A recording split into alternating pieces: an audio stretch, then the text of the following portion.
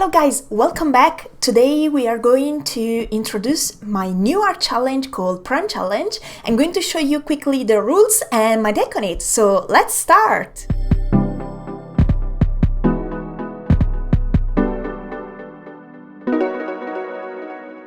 So the challenge rules are simple. You just have to use a prompt and two colors. So you can use any media you want and you can bend the rule as you wish, no worries. You just have to be creative and have fun. You can submit your artwork on Instagram or Twitter with the hashtag Prime Challenge.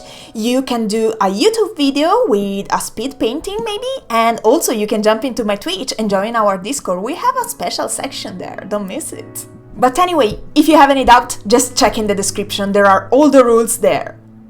I'm planning to do more of these art challenges, so if you submit your artwork before the 1st of December, you can have the opportunity to see your work in my next video. The prompt I'm going to use for today is Sprout, and the two colors that I choose randomly are red and green. I was pretty lucky. So guys, let's start drawing something. So my general idea behind this is to create a tall canvas, rectangular canvas, where I have this huge mushroom in the background and my character is the protagonist of the canvas. She's going to wear a headpiece with small leaves because she's going to sprout in this really big world, and I wanted her to wear a really fluffy sleeves and a kind of like Princess Peach dress. She's going to go on some kind of adventure and she's a small sprout, and for me it was meaning something like going to an adventure and grow and also being actually a sprout in this world. For this illustration I used the Kure Take watercolors. So I picked the cadmium red and the sap green light for this illustration, and I'm going to do a small swatch of this color right on the paper.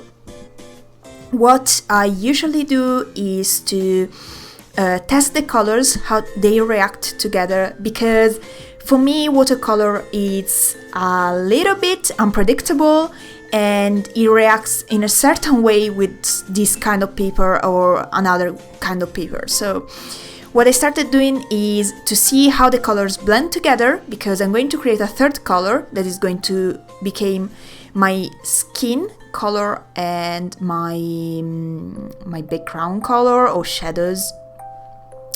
And basically I tested some color on this small sketch. So I checked if the skin color was correct and what kind of colors I wanted to put in this illustration. I usually do these characters with hollow eyes. I like to call them chibi creepy dudes, and I like to do this kind of stuff a lot where my character, my avatar, cosplays other things. In general, fan art, but this time she is basically a small sprout in this huge world. Maybe she's going to an adventure, I don't know, honestly. Maybe she's going to fight a dragon. Actually, I think I was thinking of something like that. She have this kind of like really smug expression where she's really proud of herself and she's going to an adventure. Actually, I did some details that I didn't replicate in my final sketch, you'll see in a second. But anyway, this was just a test because this is not the proper paper that I'm going to use for the final illustration.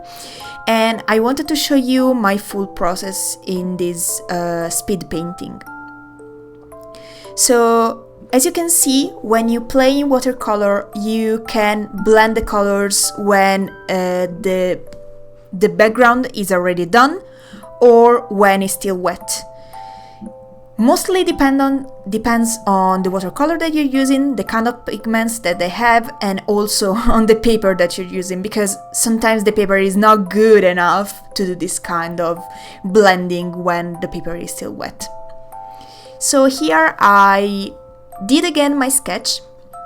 I started with that, and I changed slightly the pose because, you know, when you draw the same thing 2 times, never looks the same. I started with a background. I wanted my environment to be really red because I was thinking of this kind of like fairy tale sky where there is basically the sunset and the sky is really red and really dreamy.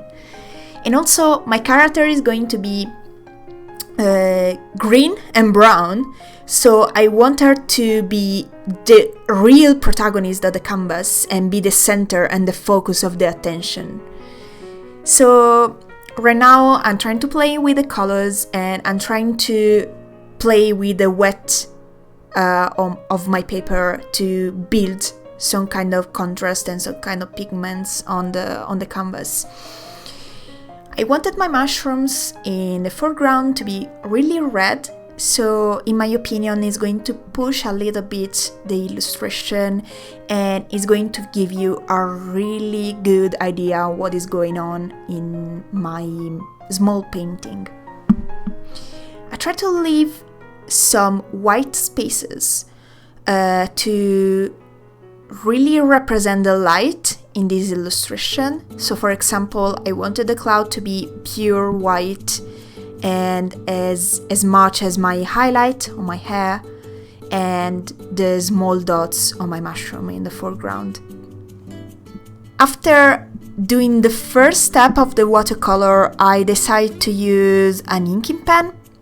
I like to do a really bold, strong outline. I break a little bit the lines where the light is more intense and I try to build some real contrast on my canvas.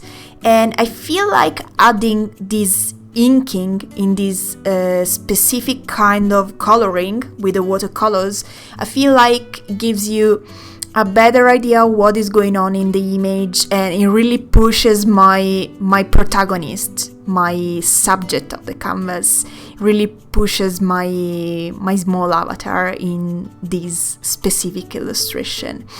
After I finish with the line art, I decide to go back with some watercolor to create more interesting textures and some shadows.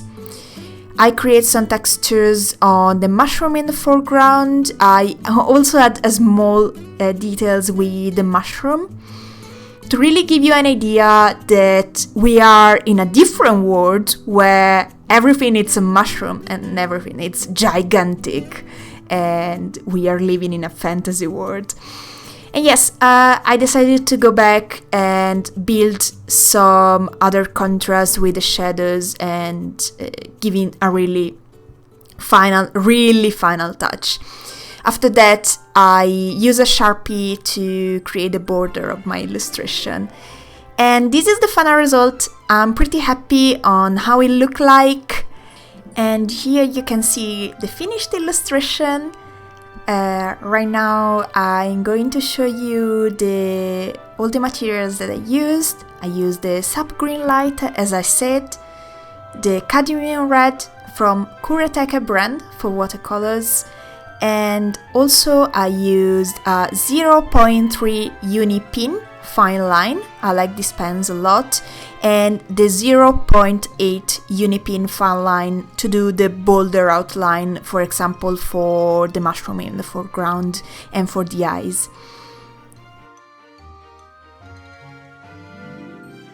And this is all for today, guys.